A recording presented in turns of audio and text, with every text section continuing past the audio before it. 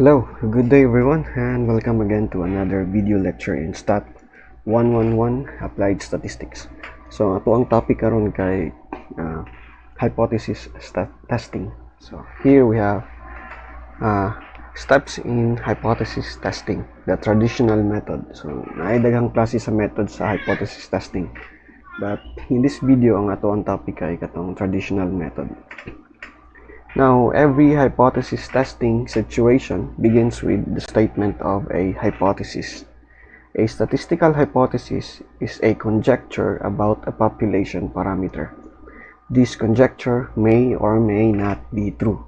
So, kaning kondria statistical hypothesis kay about ni siya sa population parameter. So, usually mean ni siya o mean, standard deviation, etc.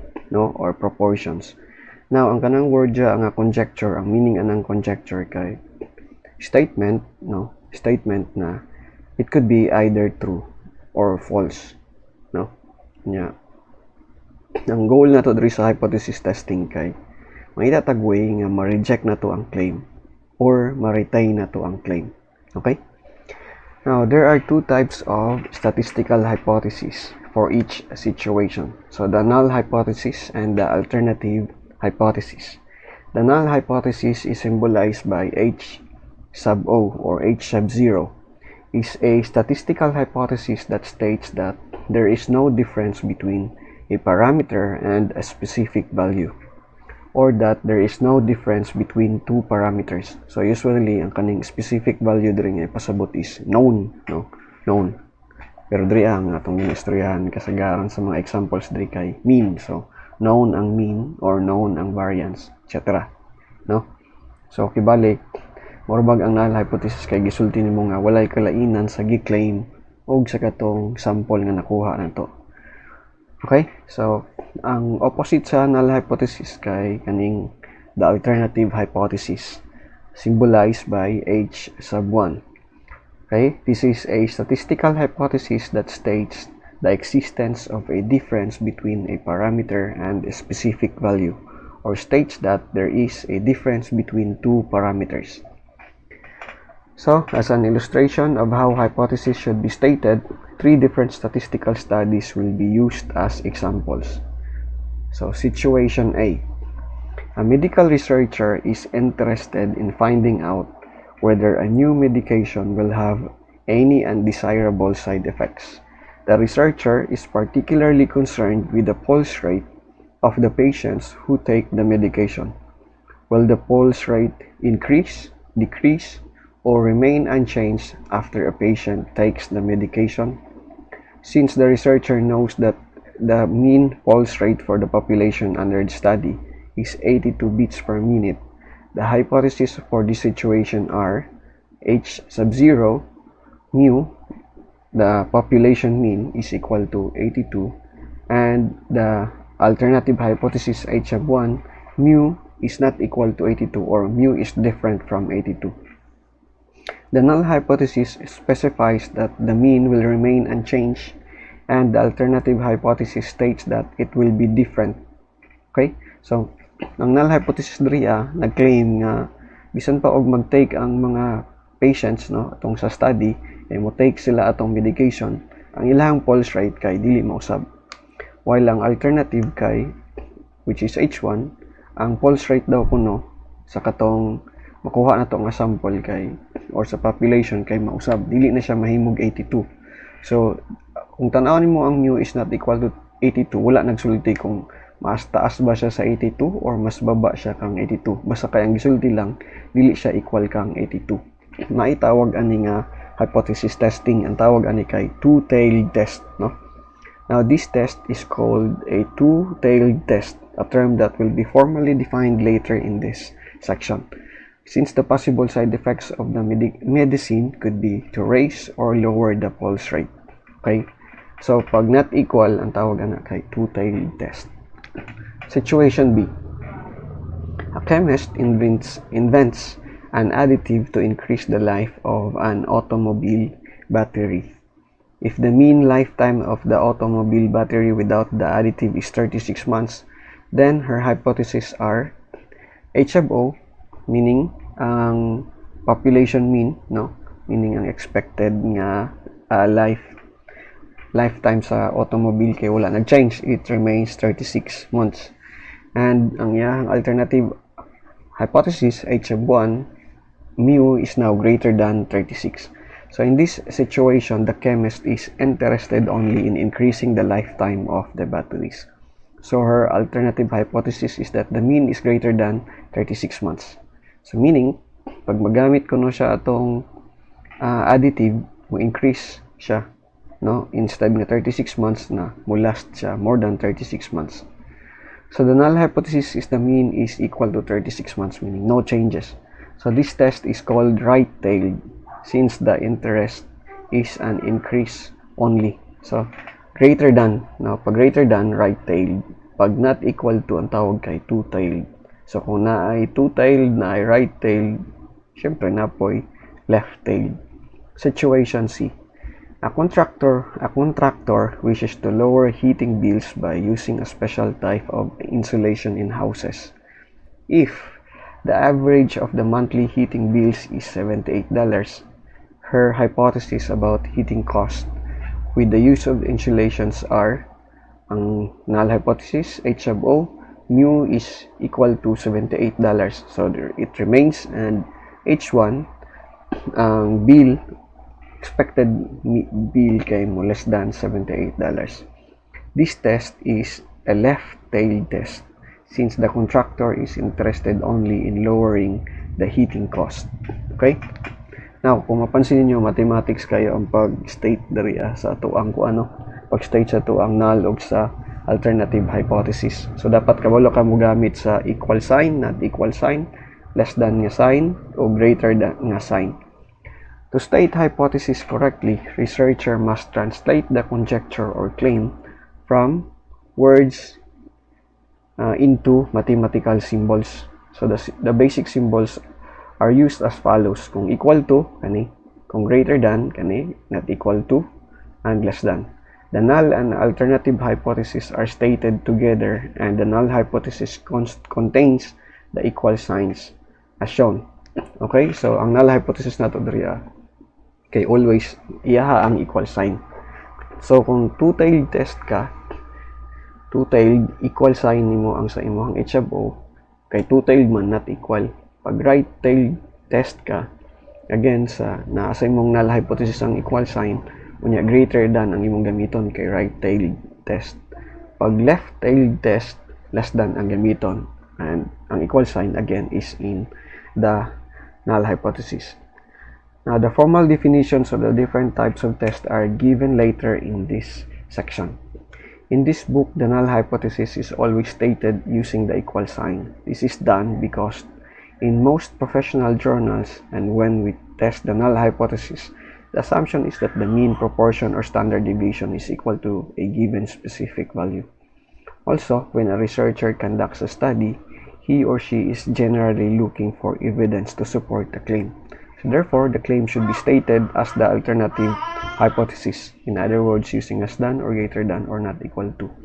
Because of this, the alternative hypothesis is sometimes called the research hypothesis. So, bali, ang imuha yung gusto isuportaan nga claim is ang imong alternative. No? Ang gusto nimo i-reject is ang null hypothesis. Okay. A claim, no, though can be stated as either the null hypothesis or the alternative hypothesis. However, the statistical evidence can only support the claim if it is the alternative hypothesis. Statistical evidence can be used to reject the claim if the claim is null hypothesis. Okay, so these facts are important when you are stating the conclusion of a statistical study. Okay, so timanan naton ha. Ang katong research hypothesis or katong claim nga gusto nimo i-prove nga tinuod, no, kay mo tay imong himuong alternative hypothesis, unya ang katong kabaliktaran na may gamiton nimo as null hypothesis. Ang reason ana is ang evidence mo gud nimo, no, ang imong statistical evidence kay ang iya lang kaya i-support kay ang alternative hypothesis. Okay, and then ang statistical evidence nimo can be used to reject the claim if the claim is the null hypothesis. Okay, so let's have an example. Example 8-1. State the null and alternative hypothesis for each conjecture.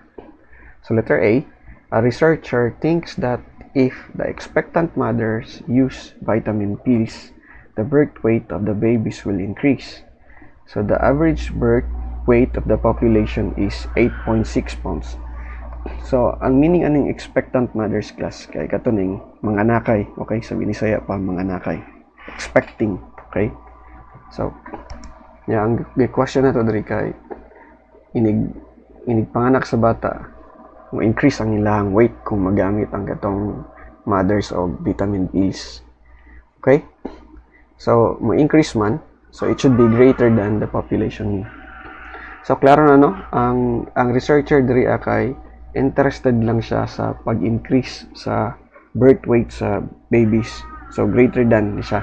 So, this is a right-tailed test. Okay? So, I hope klaro na siya. Okay. So, solution.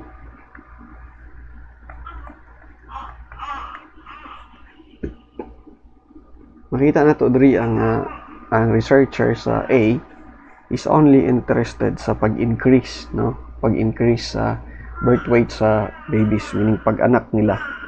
So, meaning ang ato ang H of O diri is sabot man nato diri sa libro nga ang H of O dapat nasa iyaha ang equal sign. So, meaning ang ato ang H of O diri kay ang mean kay dili mag-change bisan pag magamit og vitamin pills, which is 8.6 pounds. Dayon ang alternative ani is katong meaning mo increase, no? Katong researcher's hypothesis meaning mo increase daw ang weight. So increase meaning it should be greater than 8.6 pounds. So this is a right-tailed test. So mu is greater than 8.6. Letter B.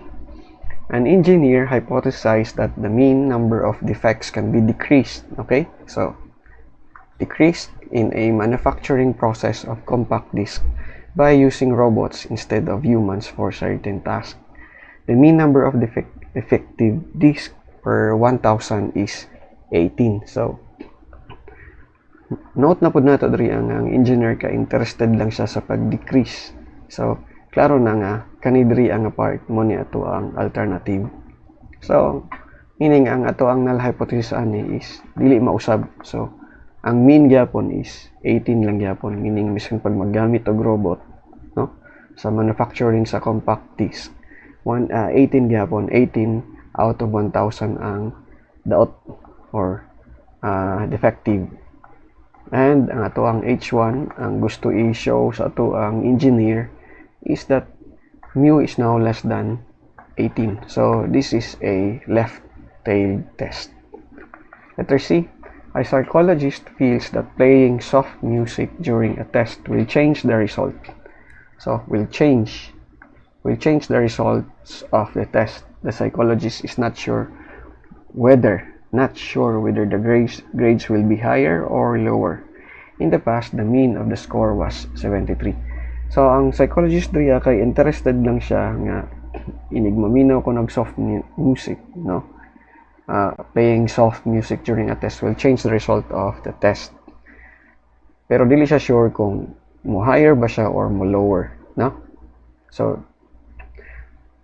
meaning ang ato ang alternative hypothesis diri is H of 1 na to is mu is not equal to, no? Kay wala man diri gud gisulti kung specifically kung mo increase ba siya or mo decrease. So dili siya sure. Okay, so meaning ang ato ang H of 1 diri is mu is not equal to 73. Unya ang sa H of O is equal to 73 as gidiscuss na to ganina. Okay, so that's the example, no? And then enough for that. Now, after stating the hypothesis, okay, the researcher designs the study. The researcher selects the correct statistical test, chooses an appropriate level of significance, and formulates a plan for conducting the study. A statistical test uses the data obtained from a sample to make a decision about whether the null hypothesis should be rejected. Okay? The numerical value obtained from a statistical test is called the test value. So, naman yun sa una sa research niyo sa una sa senior high, no? Sa statistical test nga usually ginagamit kay z-test, t-test, chi-squared, etc. Okay? So, katong mga test, makaresulta siya og test value. Giun sa pag-compute ang test value, makita ra nato na unya. Depende po sa statistical test nga gamiton.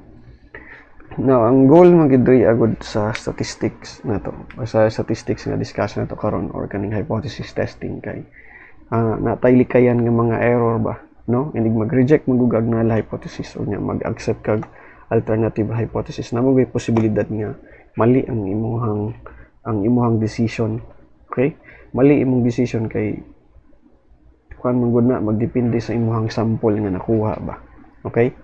Now, naay duha ka klase sa error ana. A type 1 error, of course, if you reject the null hypothesis when it is true.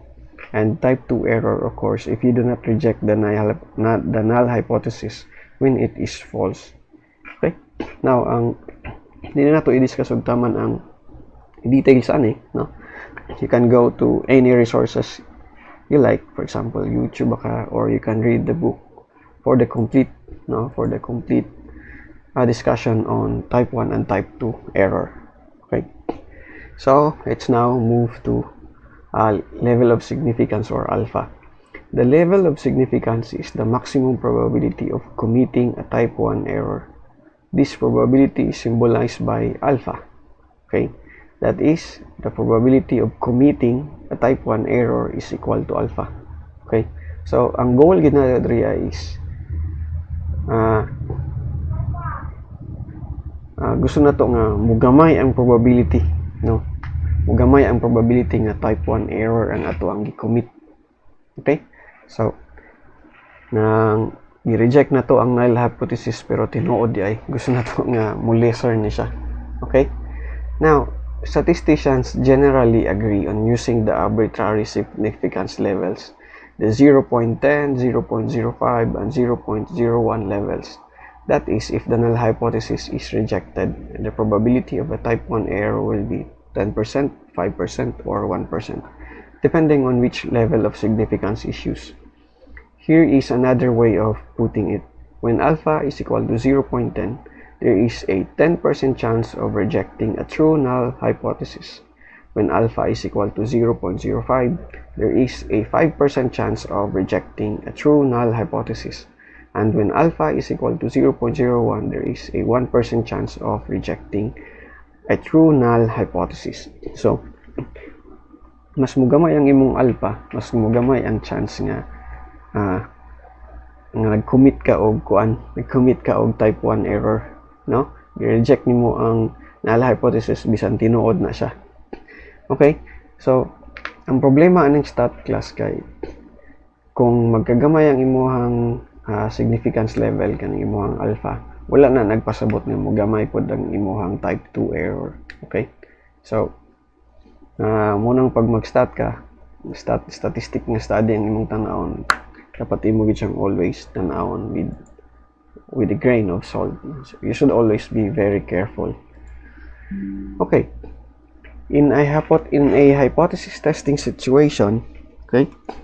Let me ako sang i-charge kadali akong laptop. Kaya na lobat na.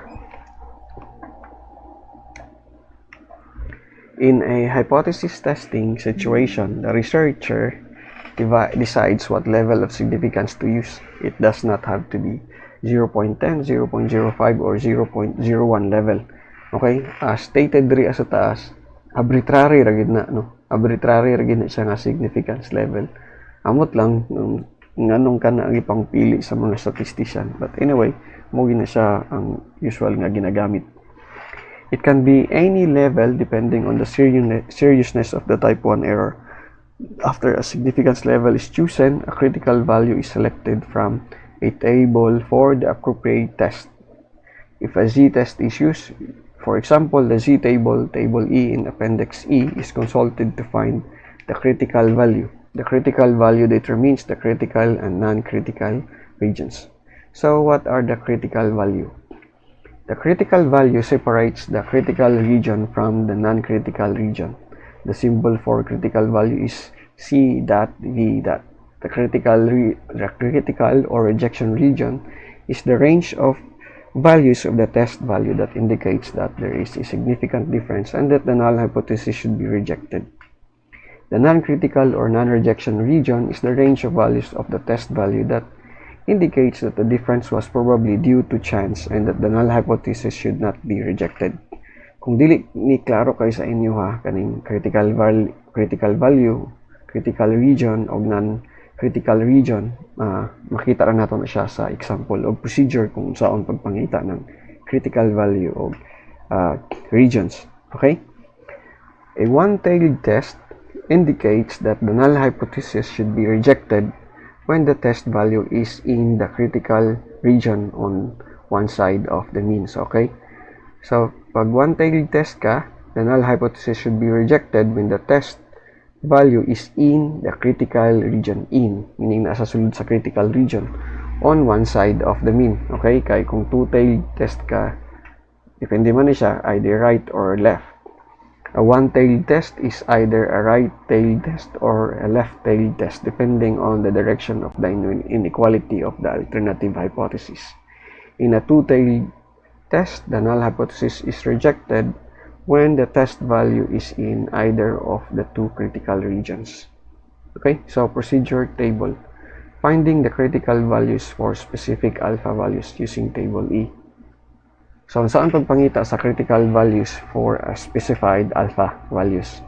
Okay, so balikon ako ang usual nga ginagamit natong alpha diri kay 0.10, 0.05, and 0.01. Okay, so step 1, draw the figure and indicate the appropriate area. If the test is left-tailed, the critical region with an area equal to alpha will be on the left side of the mean. So, mura na siya ginaan ni class. Buta na to na adri ang 0. Na adri ang mean, no? So kung kuan ka left-tailed, no, pangitaon man nimo to. Left-tailed, pangitaon nimo ang alpha. Okay? Katong area diri ang area diri kay alpha. Nani siya yung number diri ang z value o pangatog z alpha. Then the critical region with an area equal to alpha will be on the left side of the mean. So mo ni siyang ato ang kumbaga diri kay critical region. Okay? So kung naa diri ang imuhang test value, then i-reject nimo ang null hypothesis. Pero kung naa diri sa PICAS, the non-critical region, dili nimo ma-reject ang null hypothesis. If the test is right-tailed, the critical region with an area equal to alpha will be on the right side of the mean. If the test is two-tailed, alpha must be divided by 2. One half of the area will be to the right of the mean and one half will be to the left of the mean. So, kung one-tailed gyapon ka pero right-tailed, no, say naadri ang area imong alpha, naadri ang z alpha. Okay? Mo ni diri ang imong critical region karon. Pero pag two-tailed ka, no, nadra kuhaon nimo tong naadri ang critical region, napo diri ang critical region sa wala og tuo sa imong mean. Now, for a left-tailed test, use the z value that corresponds to the area equivalent to alpha in table E. For a right-tailed test, use the z value that corresponds to the area equivalent to 1 minus alpha. For a two-tailed test, use the z value that corresponds to alpha over 2 for the left value. It will be negative. For the right value, use the z value that corresponds to the area equivalent to 1 minus alpha over 2, and it will be positive. So kung dili kay klaro sa inyo ng procedure table, it is fine. Let's have an example. Okay? So, using table E in appendix C. So, muna ito ang table muna siya ang ato ang table E, no, sa appendix C. So, the standard normal distribution nga curve. So muna siya ang mga z value nato. Mga diriya, muna ito ang mga z value. So negative 3.4 unya katong mosunod ani is katong kumbaga para mataas ang iyang precision. So for example, kung kuhaon nimo ang area sa to the left sa negative 3.0, ang walang buhaton is kani mo ni siya ang area to the left ni siya always, okay, na to the left. Kung kuhaon nimo ang to the right, i-minus na nimo siya. Okay, so now let's have again our example. So using table E in appendix C, find the critical values for each situation and draw the appropriate figure showing the critical region. A. Left tail test with alpha equal to 0.10. So, solution. So, unsa na to na siya pag-solve?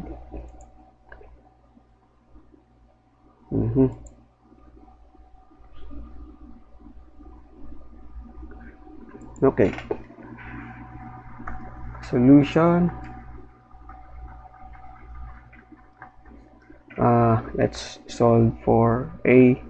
Sa left tail test ni siya with alpha equal to 0.10. Now, susulti diri sa step 1, draw the figure and indicate the appropriate area. If the test is left-tailed, the critical region with an area equal to alpha will be on the left side. So, kaning A ato ang pilion. No? And then, kung man mo buhat sa step 1, ato din ka sa step 2, for a left-tailed test, use the z-value that corresponds to the area equivalent to alpha in table E. Kanina po di mo ang gamiton. So, okay. So, karon kay left-tailed test man, kabalo na ta nga the critical region with an area equal to alpha will be on the left side of the mean. Dayon, ato na lang next buhaton is for a left-tailed test, use the z-value that corresponds to the area equivalent to alpha in table E. Okay? So, ang atuang alpha diri ang case, this is left-tailed test with alpha equal to 0.10. So, ang significance level na to ay 0.10. So, kung doingon na to ang normal distribution, standard normal distribution, no? Adri ang 0, kabulta nga na adri sa left ang ato ang critical region kay left-tailed test man. Pero wala pa ta kabaloon sa ato ang critical region. So, pangitao na to na siya. Makita nimo na siya gamit ang step 2. Okay? So, we need to find the z-value that corresponds to the alpha, which is 0.10. So, pangitao na to na siya. Let me pangitaon sa na to.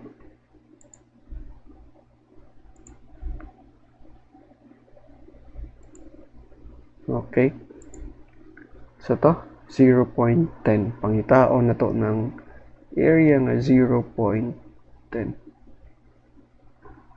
Isa ka 0, dayon 0.10.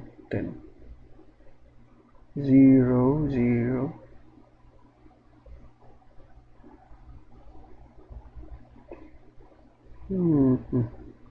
Okay.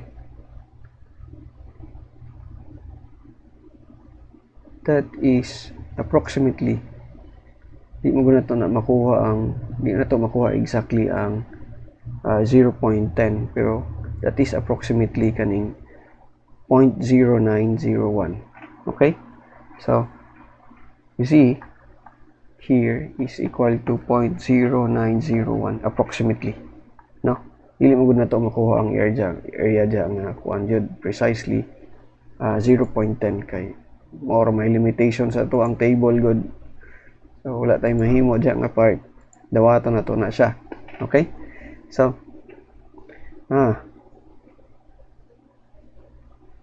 okay. But according diri as ato ang solution kay okay, that is point na pa day mas dool sa kuan 0.10 kaysa sa 0.01. Okay, napay mas dool. So, we reject this one. Pangitaon na to itong pinaka-dool. So, z is approximately pangitaon na to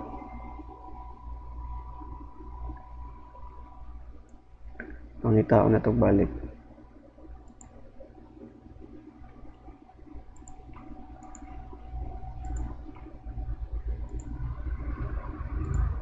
Okay? So, naa daw ko no'y 1.0 diri 1.0 kani. Okay? So, mas dool din na siya sa point. No. 0.10 man. 0.10 asa man na dapita.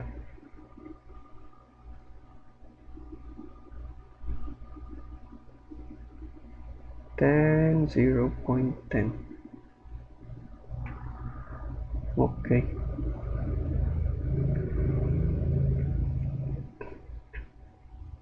I think wala na ilain kanilang kuan. 0.10003. 0.10003. No? 0.1003. Wala na ilain, mas dool pa.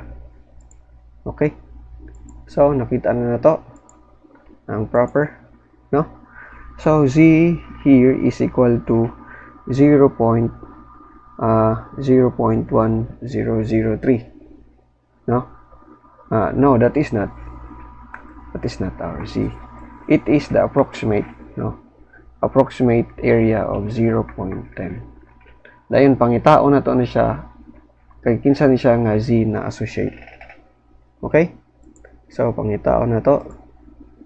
Asa siya na associate nga z, and that is negative 1.2 diri sa ibabaw kay z 0.08. So z here is equal to kila to negative 1.2 plus 0.8. Okay, so z is equal to negative 1.28. So clearly nagi na siya sa left ni 0, so say na adra negative 1.28. Okay? Dayon, ang sulti diri sa kuan, step 1, ang critical region ana kay with an area alpha will be on the left side of the mean. So meaning ang ato ang critical area diri is nasa left, which is kani. Okay? So kung diri matugpa ang ato ang test value, then i-reject na to. Ang kuan, i-reject na to ang ato ang null hypothesis. Pero kung diri sa non-critical, okay, so sulatan na ito ni critical region. Dari kay non-critical region. Okay. So, ang amo ang anak ko pa natog. Saon nga mo ni. Motabi ba ni? Motabi og appeal. Letter B. So, sa solution na to sa letter B, kay naatay two-tailed test na. Nitubag na. Two-tailed test with alpha equal to 0.02. So, step 1, according to step 1, if the test is two-tailed, alpha must be divided by 2. 1/2 of the area will be to the right of the mean and 1/2 will be to the left of the mean. So, ato ning tungaon ni no? Tungaon na to ning alpha na to. So, naa kay kung ang alpha, i-divide mo na siya by 2. That is now equal to, of course, that is 0.02 divided by 2. That is equal to 0.01. So, ang isa kakatunga na sa left sa mean, manyang isa kakatunga na sa right sa mean. So, pangitaon na to turong mga z value, no? So, kumbaga, sige ato sang i-drawing. Say na adri ang atong 0, wala ta kabalo sa atong mean, pero makuha mo na to ng z ana.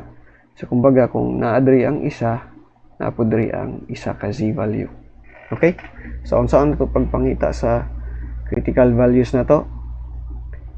Okay. So pangitaon na to ang kuan, pangitaon na to ang duol, pinakaduol sa 0.01. So kung tanaon niyo sa table, it turns out nga pinakadool sa 0.01 is kuan 0.9901.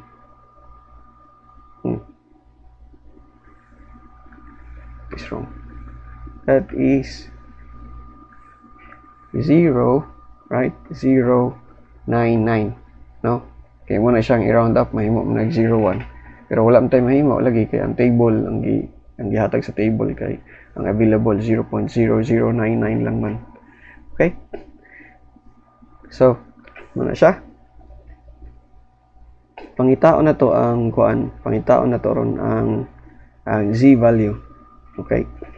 So, for 0.0099 ang ato ang makuha dra nga z, ang value ana is negative 2.33. So naa siya dre, negative 2.33. Pero katong iyang kuan ani for z nga katong adan mo na siya, mo na siyang itawag ini i-minus mo na nimo siya sa 1 good. So 1 minus 0.0099, that is equal to 0.9901. Pangitao na po nimo ang z dito sa table nga ang area kay 0.9901. Pangitao nimo na siya dito. And turns out ang z value ana is z equal to positive 2.33. So na diri 2.33. Okay, humani mo sa step 1 at tunadayin ka sa step 2. According to sa step 2, according to step 1, if the test is two-tailed, alpha must be divided by 2. One half of the area will be to the right of the region and one half will be to the left of the region. Munang imuhang critical region sa left of right. So, kumbaga, na muna dire critical region ug kani pod dire kay critical region. So, ato ning butang label critical regions. Diri kay non-critical regions. Okay? So, we now go to C. Okay. Ang C na to diri is sa tong C, right-tailed test with alpha equal to 0.005. So, right-tailed with alpha equal to, wala ba natulog ang ang bata, 0.005. Okay? So, alpha na to is 0.005. Unsa na to pagpangita ron sa z value ana? Sa buhaton na to diri is for a right-tailed test, use the z value that corresponds to the area equivalent to 1 minus alpha. So, pangitaon na to na siya. 1 minus alpha, that is equal to 1 minus 0.005, and that is equal to 0.9950. Dayon, this is now associated sa z value. Wato ka sa table, no? Wato ka sa table, ang pinakadool ana. Makita na to ang z value.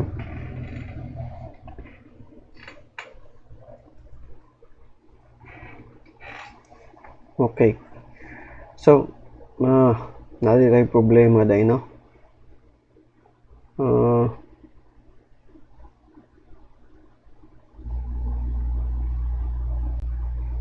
Naatay duha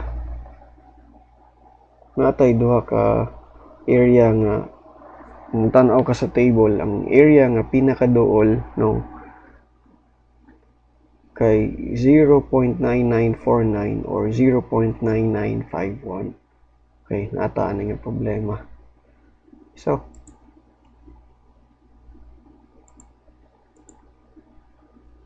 let me first find that value. Okay, 0.99. Nakakalisod ba pang itaon? 0.99. Let me check.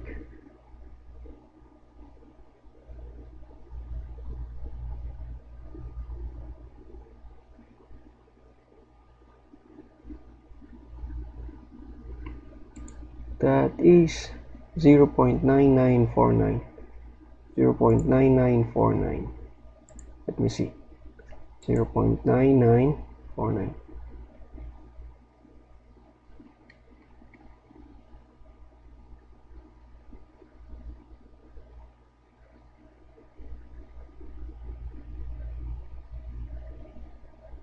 Okay. So, 0.9949.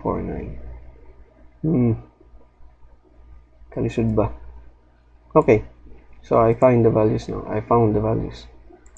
Okay, ang problema lagi nato diri agod kay ang ginahatag sa table kay approximate lang, no? Sa 0.9950. Di gina to makuha exactly, no? So, naay duha ka numbers na kuha nato diri ang pinaka-duol sa 0.9950. In fact, ang duol kay sila kay tag 0.0001 lang ang ilahang distance from 0.9950. So, those numbers are 0.9949 o 0.9951. Unsa na to ni nga parehas man sila distance away from 9950. Ang isa kay naa sa wala, ang isa kay naa sa to. So the remedy is kung ano na to i-divide. So there are two values near 0.9950, 0.9949 and 0.9951. Okay? So, unsaon na to pagpili. So, we don't need to choose, no? What we do is atong kwaon ang halfway, na? So, halfway. It turns out nga kung 0.9949 ka, this is associated with the z value equal to positive 2.57. Unya, ang 0.9951, this is associated with the z value equal to plus 2.58. So, atong buhaton ron is i-average na to. Atay mahimoan eh. Pero kung computer na imo ang gamiton, tagaan jud kanig exact, no, nga z. Again, to the right ta. So, atong buhaton ron is i-add na to ang 2.57 plus 2.58. 58, then i-divide na 2 by 2, and that is now equal to positive 2.575. So this is now our z value, no? So this is now our z value which we associate with 0.9950. So nadiri ato ang z which is positive 2.575. Nya kay right tail test man eh, no?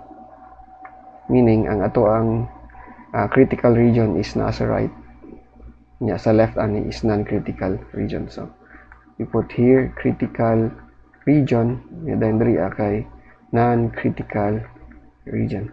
So basically diri sa kuan, diri nga section kay ang ato lang gistoryahan is unsaon pagpangita sa critical value o unsaon pagpangita sa critical region. So, unsaon pagpangita sa critical value? Ang imong critical value karon kay magdepende kung unsa imong gigamit nga significance level, no? Alpha. Okay? So, in fact, natay mga steps diri. Kung left tail siya, ang imong critical region is nasa left sa imong mean, katutong region nga ang area kay alpha.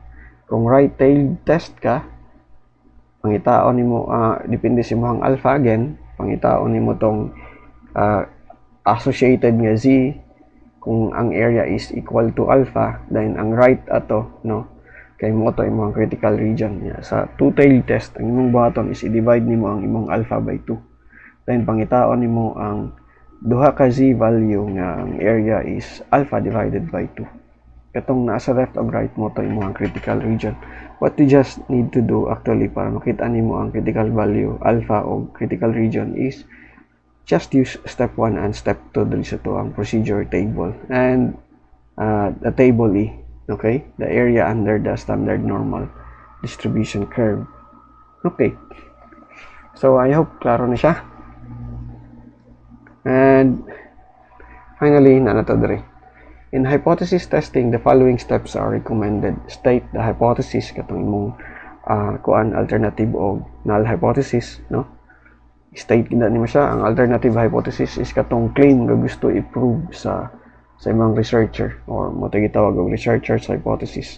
Ang gusto nimo i-reject kay ang null hypothesis. Kay kung ma-reject nimo ang null hypothesis, meaning ang alternative na lang ang nabilin, no? Design the study. This step includes selecting the correct statistical test. So, diri nga section wala pa nato gistoryahan ang statistical test. Pero naay daghan ani. As I said, katong z-test, t-test, Okay?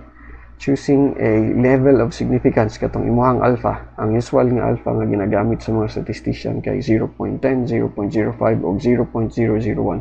Depende kung unsaon nimo nga unsay gusto nimo nga malikayan ang taas nga chance nga maka-commit ka og type 1 error.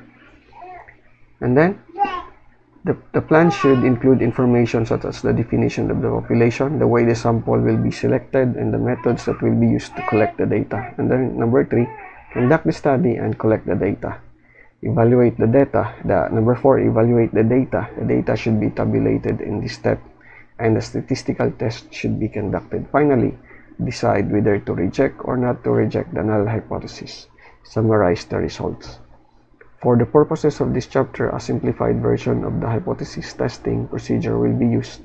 Since designing the study and collecting the data will be omitted, the steps are summarized in the procedure table. So, muna siya ang ato ang table sa pag-conduct og hypothesis testing problems.